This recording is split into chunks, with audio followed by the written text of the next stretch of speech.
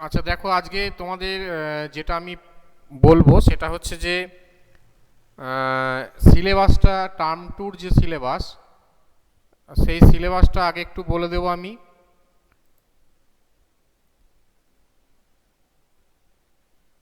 অয়ন্তিক মাইকে কিছু বলছে? কি বলছো অয়ন্তিক?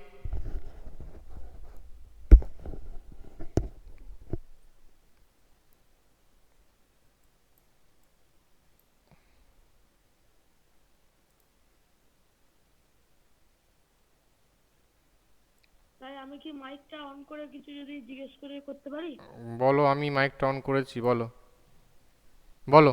বলছি আহ, আহ, মানে পরে যখন যদি কোনো কোশ্চেন থাকে তাহলে জিজ্ঞেস, এখন অফ করছি, পরে যদি বেশ, অন আমি করে। আমি মাইকটা অন করে দিলাম। যার যেটা জিজ্ঞেস করার মাইকে জিজ্ঞেস করতে পারো আমাকে, ঠিক আছে? আচ্ছা, দেখো আমি প্রথমে যেটা বলি সিলেবাসটা আমি একটু বলি, হ্যাঁ? দিয়ে আগে শুনে নাও সিলেবাসটা, দিয়ে কিছু কোশ্চেন থাকলে আমাকে বলবে। আচ্ছা দেখো, প্রথমে তোমাদের টার্ম টুর পাঠমালা যেটা আছে, কেলে পড়ানো হয়ে গেছে তোমাদের। আচ্ছা, একুশের কবিতা হয়ে গেছে, জাদু কাহিনী হয়ে গেছে, আমি কবি হয়ে গেছে। চারটে টেক্সট, কেলে, একুশের কবিতা, জাদু কাহিনী, আমি কবি। এই চারটে টেক্সট আমি কবির প্রশ্ন উত্তর গত কালকের অফলাইন ভিডিওতে আমি তোমাদের দিয়ে দিয়েছি। একটু দেখে নেবে সেখানে প্রশ্ন উত্তরগুলো, কী কী করিয়েছি না করিয়েছি দেখে নেবে। আমি যেগুলো করিয়েছি সেগুলোই করবে। ব্যাকরণের শব্দ গঠনের প্রাথমিক কৌশল হয়ে গেছে পড়ানো। এক কথায় প্রকাশ হয়ে গেছে। বিপরীত শব্দ ও সমচ্চারিত শব্দ হয়ে গেছে। আর তার সঙ্গে যেটা আছে, কারক বিভক্তি অনুসর্গ, এই চ্যাপ্টারটা আগেই তোমাদের টার্ম ওয়ানে পড়ানো হয়েছিল, ঠিক আছে? তার মানে ব্যাকরণের সবগুলো হয়ে গেছে। আচ্ছা, মহাভারতের দ্রোণ পর্ব, কর্ণ পর্ব, শল্য পর্ব পড়িয়ে দিয়েছি আমি। তিনটে পর্ব অনুশীলনী পড়িয়ে দিয়েছি, মানে অনুশীলনীর প্রশ্ন উত্তরগুলো দিয়ে দিয়েছি। তোমাদের বলেছিলাম একবার করে রিডিং পড়ে নেবে। হুম, তাহলে কোনটা কোনটা পাঁচটা পর্ব তোমাদের টার্ম টুতে আছে: দ্রোণ পর্ব, কর্ণ পর্ব, শল্য পর্ব, সৌপ্তিক পর্ব আর স্ত্রী পর্ব। ঠিক আছে, পাঁচটা পর্ব। মহাভারতের সিলেবাসটা মহাভারতের সিলেবাসটা বলছি তো, শোনো ভালো করে মন দিয়ে। দ্রোণ পর্ব, কর্ণ পর্ব, শল্য পর্ব, সৌপ্তিক পর্ব, স্ত্রী পর্ব। দ্রোণ, কর্ণ, শল্য,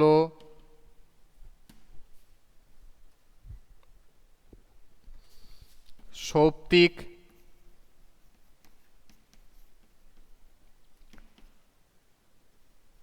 আর হচ্ছে স্ত্রী, এই পাঁচটা পর্ব থাকবে, ঠিক আছে?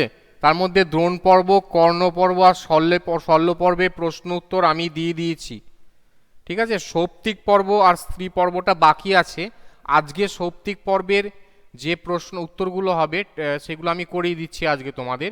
তাহলে বাকি থাকবে শুধু একটা পর্ব, ঠিক আছে? স্ত্রী পর্বটা বাকি থাকবে। আর এর সঙ্গে পিটি টুর চ্যাপ্টারটাও ইনক্লুড থাকবে। পিটি টু টার্ম টুর মধ্যে ইনক্লুড থাকে। পিটি টুতে কী কী ছিল? বিরাট পর্ব, উদ্যোগ পর্ব আর ভীষ্ম পর্ব, তিনটে পর্ব ছিল পিটি টুর মধ্যে। বিরাট পর্ব, উদ্যোগ পর্ব আর ভীষ্ম পর্ব, ঠিক আছে? এই তিনটে পর্ব এর সঙ্গে ইনক্লুড থাকবে। তো সিলেবাস মোটামুটি আমাদের শেষ হয়ে গেছে, শুধু মহাভারতের এই দুটো চ্যাপ্টার বাকি আছে। আমি দুটো চ্যাপ্টার আজকে একটা করিয়ে দিচ্ছি, আর একটা অফলাইন ভিডিওতে দিয়ে দেবো তোমাদের। তাহলে সিলেবাস কমপ্লিট হয়ে যাবে। এবারে বলো, কারোর কোনো প্রশ্ন থাকলে আমাকে বলো সিলেবাস সম্পর্কে। বলো, কারোর কোনো কোশ্চেন আছে? অয়ন্তিক, কোনো কোশ্চেন আছে? না স্যার। আচ্ছা, আম, মহাভারতের অনুশীলনীগুলো দেখে নেবে। আমি অফলাইন ভিডিওতে, কালকেও অফলাইন ভিডিওতে দিয়ে দিয়েছি। যদি না দেখে থাকো, অনুশীলনী প্রশ্নগুলো দেখে নেবে, অফলাইন ভিডিওতে আমি কিন্তু দিয়ে দিয়েছি। তো আজকে দেখো আমি একটু সৌপ্তিক পর্বটা একটু আজকে অনুশীলনীটা করাবো তোমাদের। আম, সৌপ্তিক পর্বটা একটু বলে দিই, তারপর আমি যেটা অনুশীলনী আছে সেটাই যাব। দেখো সৌপ্তিক স্যার, পর্ব, শৌক্তিক মানে কি? বলো কোনটা বলো। শৌক্তিক মানে কি? সৌপ্তিক মানেটা কি? আচ্ছা বলে দিচ্ছি, দাঁড়া, আমি চ্যাপ্টারটা আগে বার করি, তারপর বলে দিচ্ছি।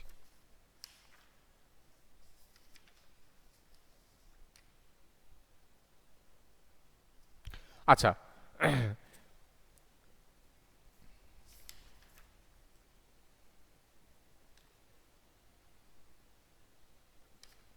দেখো সৌপ্তিক মানে এখানে সুপ্ত, হ্যাঁ সুপ্ত অর্থে কি এখানে, বা ঘুমন্ত অর্থে, ঠিক আছে, সেই অর্থে সুপ্ত বা ঘুমন্ত। ঘুমন্ত মানে পর্ব, মানে এখানে ব্যাপারটায় কি হয়েছে, ব্যাপারটায় যেটা দেখো, ঘুমন্ত অবস্থাতে তোমার তোমার পাণ্ডব শিবিরে আক্রমণ করেছিল কারা, অশ্বত্থামা, কৃপ এবং কৃতবর্মা। এই পর্বটার যেটা মূল বিষয়, যে যখন দুর্যোধন কি করলো, দুর্যোধন যখন তোমার তাকে গদা যুদ্ধে যখন পরাস্ত করলো ভীম, সে মৃত্যুশয্যায় শায়িত, তখন কি করলো, তখন তিনজন রথী মাত্র জীবিত ছিল কৌরবদের। একজন হচ্ছেন তোমার অশ্বত্থামা, কৃপ আর কৃতবর্মা, এই তিনজন রথী জীবিত ছিলেন, দুর্যোধন মৃত্যুশয্যায় শায়িত। তখন এই তিন রথী কি করলো, তিন রথী দুর্যোধনকে কথা দিল যে আমরা পাণ্ডবদের এই তিনজন মিলেই ধ্বংস করব। এবং ধ্বংস করতে গিয়ে তারা এখানে শুরুটা আছে দেখবে, তারা একটা গাছতলায় বসে থেকে, হ্যাঁ, তারা দেখতে পেল যে একটা কাক এসে কি করেছে, মানে মানে কাকড়া রাতের বেলা গাছের মধ্যে রয়েছে, একটা পেঁচা এসে লুকিয়ে লুকিয়ে কাকেদের মেরে ফেলছে। এটা দেখে অশ্বত্থামার মনে হলো যে লুকিয়ে লুকিয়ে আমরা কি করতে পারি, পাণ্ডব শিবিরে আক্রমণ করে তাদের সুপ্ত অবস্থায়, ঘুমন্ত অবস্থায় আমরা তাদেরকে হত্যা করতে পারি। এবং এই প্ল্যান মাফিক তারা কি করলো, সেই শিবিরে পৌঁছে তারা হত্যা করলো। কিন্তু বাকি রয়ে গেল পঞ্চপাণ্ডবরা এবং আরও কয়েকজন। হত্যা যাদের করেছিল দেখো সেগুলো আছে এখানে বলে দিচ্ছি, দেখো কাদের কাদের হত্যা করেছিল বলা আছে।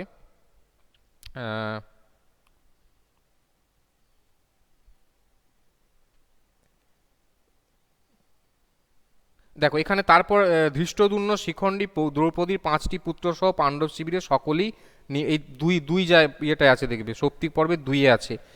কাদের কাদের হত্যা করলো, শিখণ্ডী, দ্রৌপদীর 5 পুত্র সহ পাণ্ডব শিবিরের সকলেই নির্মমভাবে হত্যা করলো। যারা পালাতে গেল তারা কৃপ এবং কৃতবর্মার হাতে মারা পড়ল। দ্রৌপদী অন্যান্য মহিলারা শুধু প্রাণে বাঁচলেন। পৈশাচিক হত্যাকাণ্ড সেরে অশ্বত্থামা, কৃপ, কৃতবর্মা অতি দ্রুত কুরুক্ষেত্রের দুর্যোধনের কাছে হাজির হলেন। দুর্যোধন মৃত্যুই অপেক্ষায় রণস্থলে শুয়ে আছে, জ্ঞান লোপ হয়ে আসছে তার, মুখ দিয়ে অনর্গল রক্ত বেরোচ্ছে। বন্য জন্তুরা তার মাংসের লোভে তাকে ঘিরে রেখেছে। যন্ত্রণায় ছটফট করতে করতে দুর্যোধন অতি কষ্টে তাদের বারণ করার চেষ্টা করছে। অশ্বত্থামা এসে হাসতে হাসতে বললেন, পঞ্চপাণ্ডব, কৃষ্ণ ও সাত্যকী এই 7 জন ছাড়া পাণ্ডব শিবিরের সকলকেই আমরা হত্যা করেছি। দুর্যোধন অতি কষ্টে উঠে বসে 3 জনকে আলিঙ্গন করে বললেন, ভীষ্ম, দ্রোণ, কর্ণ যা পারেনি তা আপনারা করলেন, আপনাদের মঙ্গল হোক। এই বলে দুর্যোধনের আত্মা দেহ ছেড়ে স্বর্গে চলে গেল। তাহলে এই সুপ্ত অবস্থায় হত্যা করা, গোপন হত্যা করার অর্থে এখানে পর্বটার নাম কিন্তু সৌপ্তিক পর্ব দেওয়া হয়েছে। অয়ন্তক বুঝতে পেরেছো? অয়ন্তিক বুঝতে পেরেছো? আচ্ছা, এবারে কি করেছে দেখো, তার 3 নম্বরে যেটা আছে, পাণ্ডবেরা পরের দিন সকলে এই নিষ্ঠুর হত্যাকাণ্ডের কথা শুনলেন। ভীম ক্রোধে দিশেহারা হয়ে পাপী অশ্বত্থামাকে বধ করবার জন্য ছুটলেন। কৃষ্ণ জানতেন অশ্বত্থামার কাছে মারাত্মক ব্রহ্মশির অস্ত্র রয়েছে, আর সে অস্ত্র ঠেকানোর ক্ষমতা কারোর নেই। ভীমের জন্য তার দুশ্চিন্তা হলো, তাই কাল বিলম্ব না করে কৃষ্ণ অর্জুন যুধিষ্ঠিরের রথে তুলে দিয়ে ভীমকে রক্ষা করবার জন্যে ছুটে গেলেন।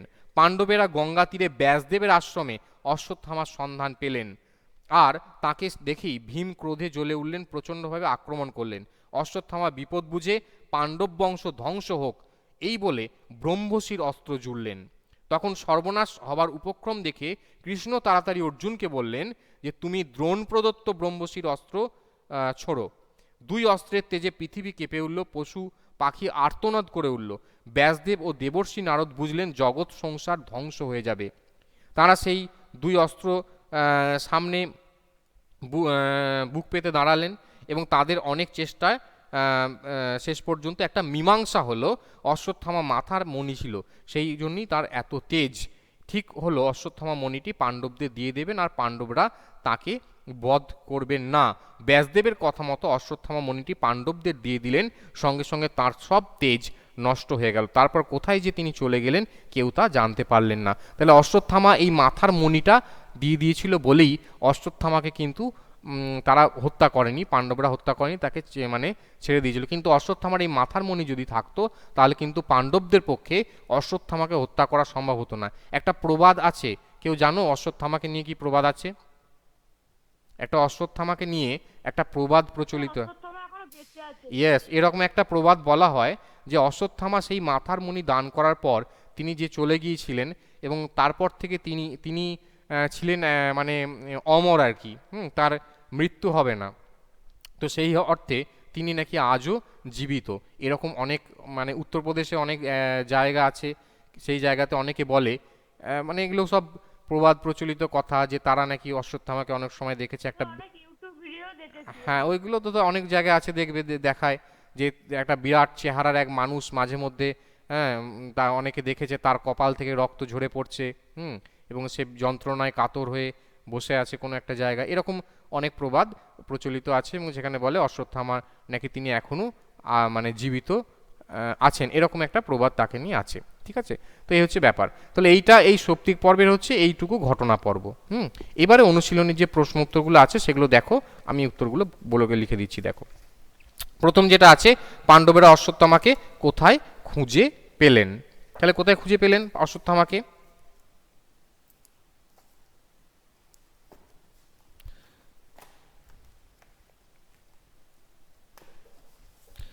আচ্ছা, লিখে নাও, খাতায় লিখে নাও আনসারগুলো, আমি বলে দিচ্ছি।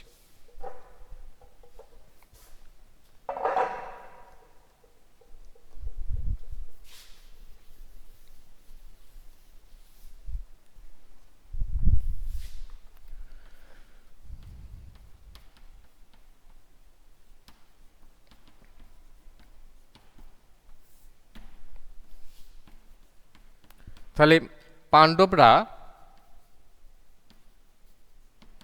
অশ্বত্থামাকে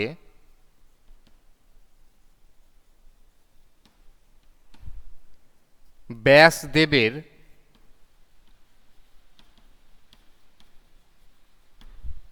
আশ্রমে খুঁজে পেলেন। আশ্রমে খুঁজে পেলেন।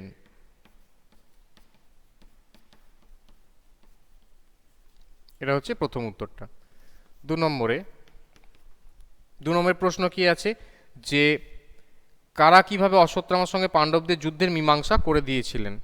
লেখো, ব্যাসদেব ও নারদ অশ্বত্থামার সঙ্গে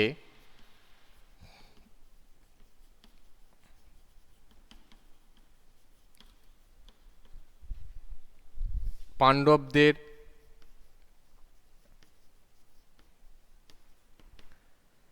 যুদ্ধের মীমাংসা করেন।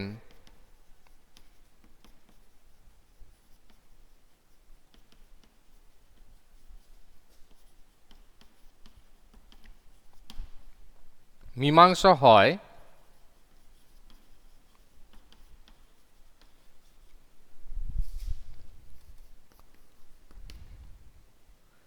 অশ্বত্থামা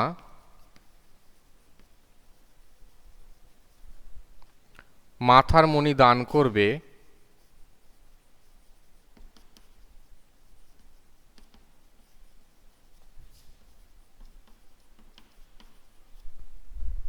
এবং পাণ্ডবরা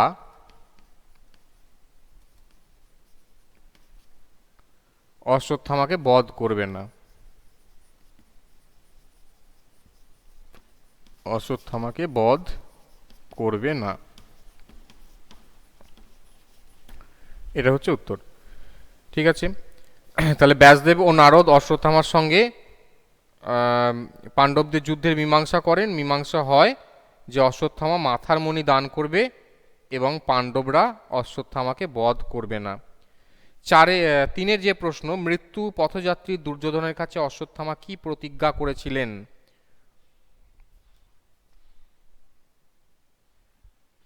তিনের, তাহলে অশ্বত্থামা প্রতিজ্ঞা করেন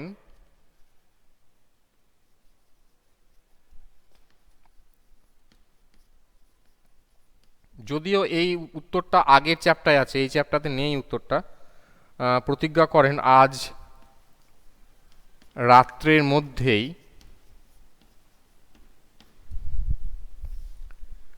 মধ্যেই তিনি পাণ্ডবদের বধ করবেন। পাণ্ডবদের বধ করবেন।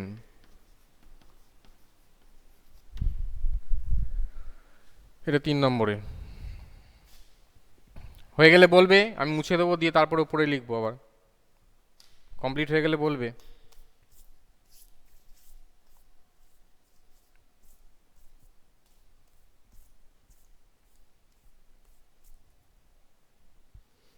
মোনালিসা হয়ে গেছে, বাকিদের বলবে হয়ে গেলে। স্যার তিনটার অ্যানসারটা একবার রিপিট করে দেবেন? 3-এর আনসারটা অশ্বত্থামা প্রতিজ্ঞা, এখানে করেন কথাটা বাদ চলে গেছে রে।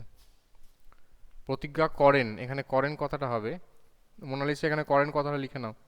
অশ্বত্থামা প্রতিজ্ঞা করেন আজ রাত্রের মধ্যেই তিনি পাণ্ডবদের বধ করবেন। অশ্বত্থামা প্রতিজ্ঞা করেন আজ রাত্রের মধ্যেই তিনি পাণ্ডবদের বধ করবেন। ঠিক আছে, আমি উপরের প্রশ্ন উত্তরটা মুছে দিয়ে লিখছি ওপরেতে।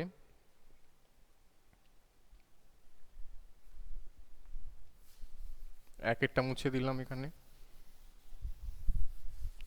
আচ্ছা, 4 নম্বরে প্রশ্ন আছে, দেখো যে শিবকে সন্তুষ্ট করবার জন্য অশ্বত্থামা শিবের স্তব করার পর কি করলেন। দেখো 4 নম্বরে যেটা হবে যে আগুনে ঝাঁপ দিয়ে মৃত্যুবরণ করতে চাইলেন। আগুনে ঝাঁপ দিয়ে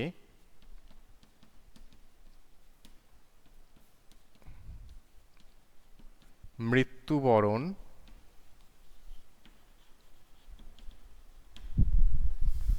করতে চাইলেন।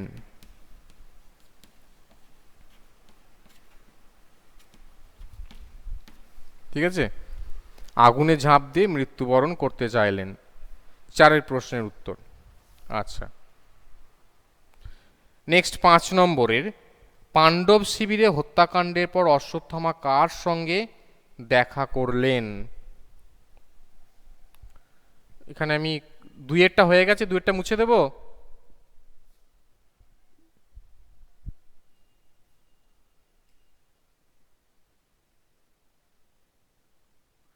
আমি বলার সময় কি বলি, বলার সময় করেনটা বললেন, আজ লেখার সময় বাদ দিয়ে দিলেন। তা লিখতে ওখানে বাদ চলে গেছে, ওই জন্য বললাম লিখে নাও। আচ্ছা, 2-এরটা এখানে মুছে দিচ্ছি।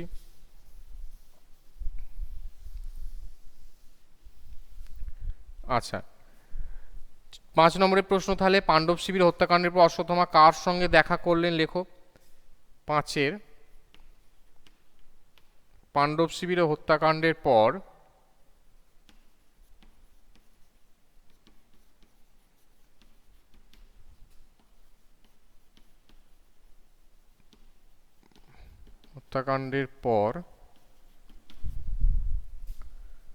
অশ্বত্থামা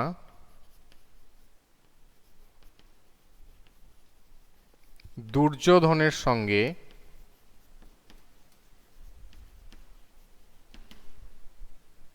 দেখা করেন। দুর্যোধনের সঙ্গে দেখা করেন।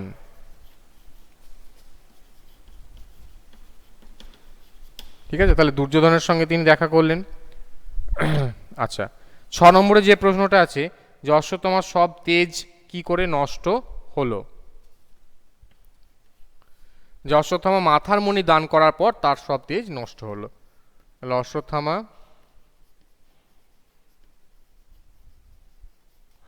মাথার মণি দান করার পর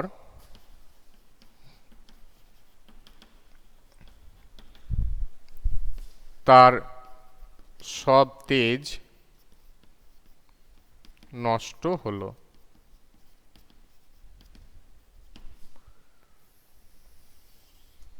ঠিক আছে, এটা হচ্ছে 6 নম্বর আনসারটা। হয়ে গেলে বলবে প্রত্যেকে।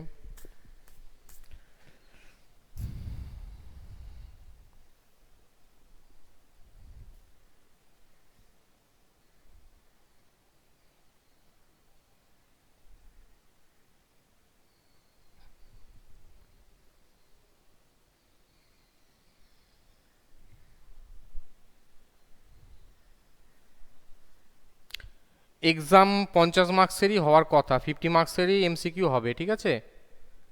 হলে 50 মার্কসেরই এমসিকিউ হবে, তার সঙ্গে তো প্রজেক্টটা দেওয়া রয়েছে তোমাদের, সেই প্রজেক্টটা থাকবে।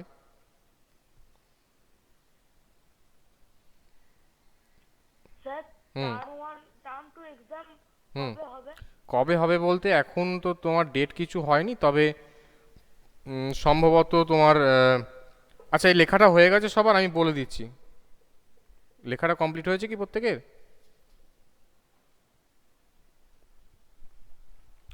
টার্ম ওয়ান, টার্ম টু এক্সামের ডেট এখন কিছু নেই, তবে জেনে রেখে দাও মার্চের ফার্স্ট উইক করেই হওয়ার সম্ভাবনা, ঠিক আছে? মার্চের ফার্স্ট উইক করেই কিন্তু হতে পারে। হ্যাঁ, ফার্স্ট উইক না হলে যদি না হয় তাহলে সেকেন্ড উইক, তবে ফার্স্ট উইকের মধ্যে। প্রজেক্টের মার্কস এখন কিছু ঠিক নেই, প্রজেক্টের মার্কস কত কি হবে সেটা ঠিক হলে বলে দেবো, এখন প্রজেক্টের মার্কস কিছু ঠিক হয়নি। তানিশা, 50 মার্কসের মেন এক্সামটা হবে, এটুকু জেনে রেখে দাও। মানে এখনো পর্যন্ত এইটুকু যতটুকু জানি সেটাই বললাম, যে 50 মার্কসেরই হওয়ার সম্ভাবনা। হুম।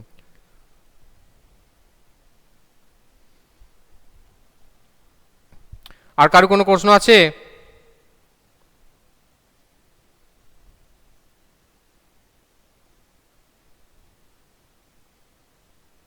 ওকে, তো যারা প্রেজেন্ট রয়েছো, প্রেজেন্ট কথাটা লিখে দাও। টাইম আজকে আমাদের শেষ হয়ে গেছে প্রায়। আর একটা চ্যাপ্টার রইলো স্ত্রী পর্বটা, স্ত্রী পর্বে অনুশীলনীটা আমি অফলাইন ভিডিওতে দিয়ে দেব, একটু দেখে নেবে প্রত্যেকে। অনুশীলনীটা করে আমি স্ত্রী পর্বের অনুশীলনীর প্রশ্নের উত্তরগুলো আমি করিয়ে দিয়ে দেবো, ঠিক আছে? তো আজকে এখান পর্যন্তই, আবার নেক্সট দিন তোমাদের সঙ্গে দেখা হচ্ছে। বাই।